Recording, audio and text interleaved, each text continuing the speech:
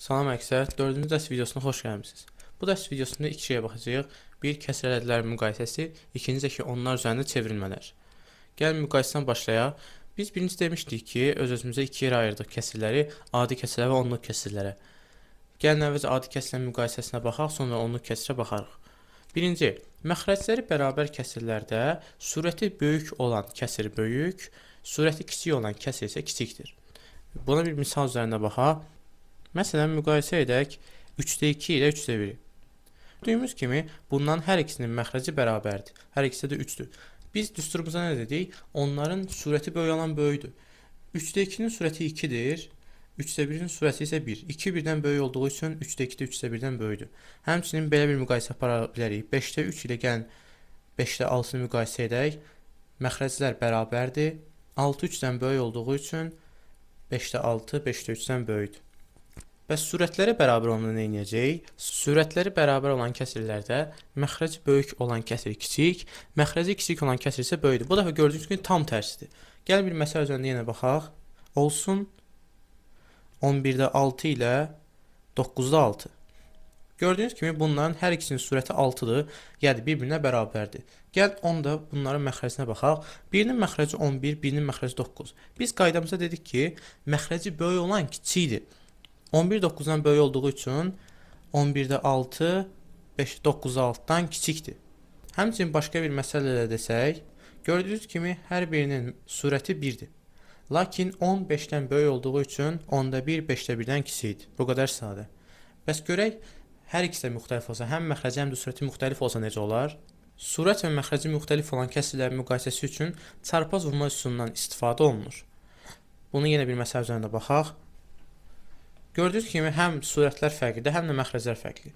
Çarpaz vurmada məxrəci surətə vururuq. Heç zaman surəti məxrəcə vurmayın. Həmişə məxrəci surətə.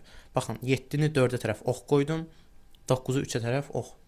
İndi hansının surətinə vururuqsa o tərəfdə yazırıq. Baxın, burada 9-u məsələn 3-ə vurduq, yazırıq sol tərəfdə, yəni sürət tərəfdə. Gördünüz? Oldu neçə? 27. O bir tərəfini elədik, 7-ni 4-ə vurduq, neçə etdi? 28. Gördük, onda o birisinin surətinin yerində yazdıq. 28 37-dən böyük olduğu üçün 9-da 4 də 7-də 3-dən böyük olacaq. Bir digərini də məsəl verim, bəlkə çaşmış ola bilərsiniz.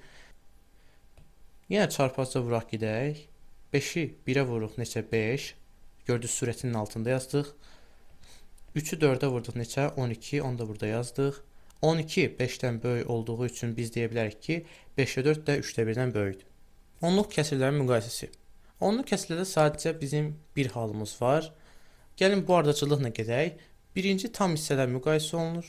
Sonra isə tam hissələr bərabərdirsə, onda kəsr hissələr vergüldən başlayaraq mərtəbə vahidlərinə görə müqayisə olunur. Yenə bir məsələ üzərində baxaq. Birinci bunu yazmaq istədim. Çünki burada aydınca görünür ki, tamlara baxsaq, birincinin tamı ikincinin tamından böyük olduğu üçün elə birinci ikincidən böyükdür. Bəs baxaq görək, tamlar bərabər olsa bu iş necə gedəcək? Olsun 6,7 ilə 6,8. Bu zaman görürük ki, bunların tamları bərabərdir. Aha, onda nə etməliyik? Demək ki, biz artıq kəsr hissəsinə keçid etməliyik. O zaman 0,7 0,8-dən kiçik olduğu üçün 6,7 də 6,8-dən kiçikdir. Bir digər də fərqlisini vermək istəyirəm. Bunlarda çaşmamanızı istəyirəm. Bəzi şagirdlər bunda çaşır. Gördüyünüz kimi tamlar bərabərdir. Onda nə edəcəyik? Kəsr hissəsinə baxacağıq. Bəzi tələbələr elə bilir ki, 19 2-dən böyükdür. Aha, biz deyək onda 3,19 3,2-dən böyükdür. Xeyr, əlbəttə belə bir şey yoxdur. Biz kəsr hissəsinə baxırıq. Əvvəla 19-u burada görürük. Neçə ədəddir bu? 2 dənə. Gördüyünüz kimi 1 2. 2 dənə ədədimiz var. Lakin sağ tərəfimizdə sadəcə bir dənə 2-miz var. Bu zaman bərabərləşdirmək üçün, yəni sağ tərəfdə də 2 ədəd olması üçün bir ədəd nə edirik? 0 artırırıq. Oldu 3,20. Hə, onda artıq görürük ki, 20 19-dan böyükdür. Demək ki, 3,2 3,19-dan da böyük olmuş olur. Keçid edək kəsr ədədlər üzərində çevrilmələrə. Qarışıq kəsrin düzgün olmayan kəsrə çevrilməsi. Qarışıq kəsri düzgün olmayan kəsrə çevirdikdə məxrəc olduğu kimi qalır, tam hissə isə məxrəcə vurulub, üzərinə surəti gəlib surətdə yazmaq lazımdır. Məsələn, 7,3-1-ə baxaq. Bərabərdir. Biz nə dedik birinci? Burada tam hissə məxrəcə vurulur. Yadınıza saxlayın ki, məxrəc heç bir zaman dəyişmir. Gəlin əvvəlcə məxrəcimizi yazaq 3 ilə. İndi 7-ni 3-ə vurduq, neçə etdi? 21. Surətə yazdıq 21, üstə gəlsin. Nəyimizi gəldi üstünə? Əlbəttə surətimizi. 21 üstə gəlsin 1. Bu zaman neçə oldu? 3-də 22. Bir digər məsələ versək, tutaq ki, 6 tam 5-də 1 deyək. Yenə məxrəcimiz dəyişmir deyə 5-imizi yazdıq. 6-nı 5-ə vırdıq neçə? 30 bura yazırıq. Üstə gəlsin. Nəyə gəlirdik biz? Surətimizi üstə gəlsin 1. Deməli, bu da neçə olurdu? 5-də 31. Görək bunun tərsi necə olur? Yəni, düzgün olmayan kəsri qarışıq kəsə necə çevirə bilərik? Düzgün olmayan kəsri qarışıq kəsə çevirdikdə yenə məxrəc olduğu kimi qalır. Surət məxrəcə bölünüb natamam qismət tam hissədə, qalıq isə surətdə yazılır. Gəlin bu qaydamız nə deməkdir, onu başa düşək. Yenə eyni aldığımız ədəd ilə işləmək istəyirəm 3-də 22 ilə. Görək bunu necə biz qarışıq kəsə çevirə bilərik?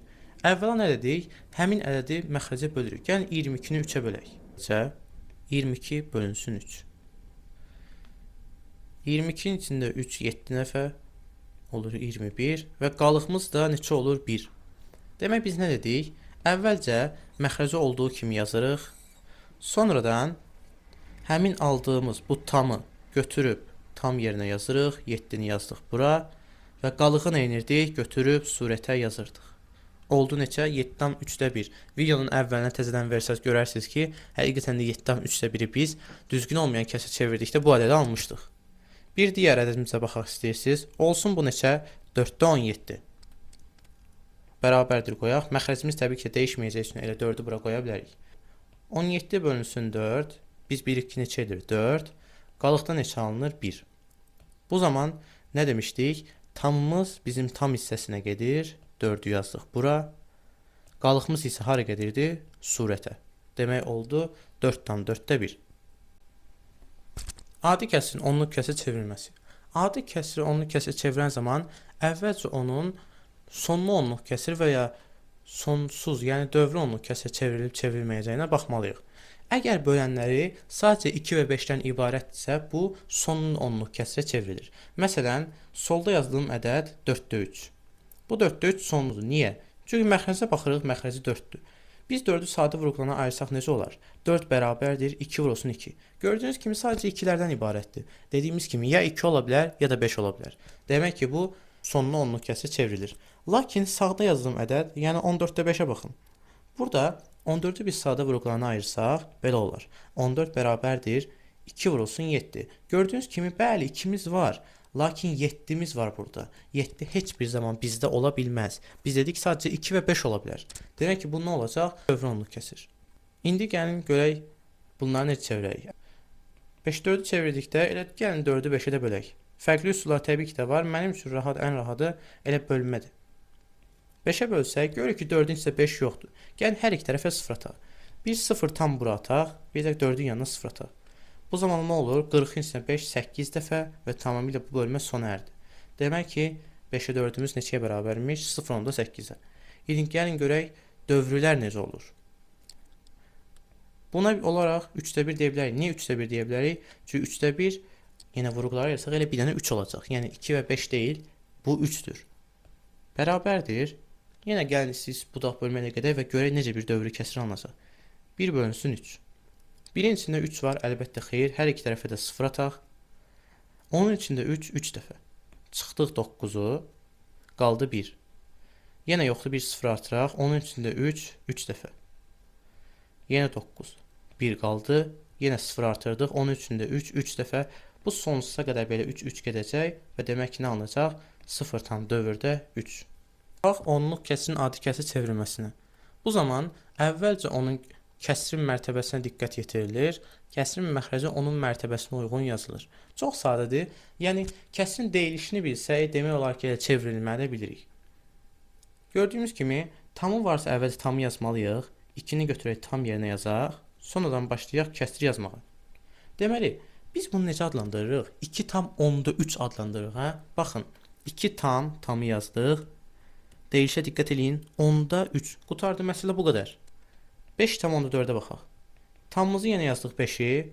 Necə deyirik? 5 tam 10-da 4. Demək ki, elə 10-da 4 olaraq adlandırılır. Çox sadə şeylərdir bunlar. Heç bir çətinliyi də yoxdur.